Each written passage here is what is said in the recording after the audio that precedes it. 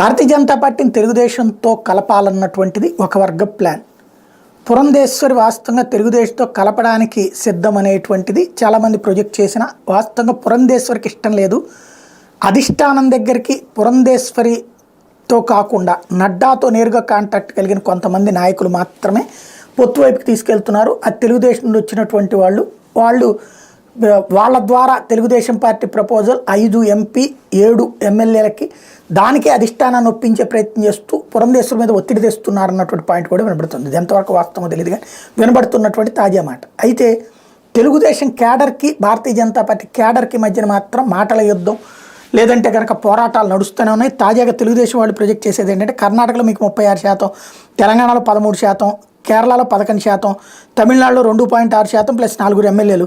కానీ ఆంధ్రలో మాత్రం 100 కంటే తక్కువ. మీరు దేశం అంతా ఏలచ్చేమో కానీ ఆంధ్రప్రదేశ్లో మాత్రం చంద్రబాబు బోట్ల కింద మీ పార్టీ అంటూ తెలుగుదేశం పార్టీ సింపథైజర్స్ ప్రొజెక్ట్ చేయడం, దాన్ని తిడుతూ ఇటు భారతీయ జనతా పార్టీ వాళ్ళు క్వశ్చన్ చేస్తూ ఉండటం నడుస్తూ ఉంది.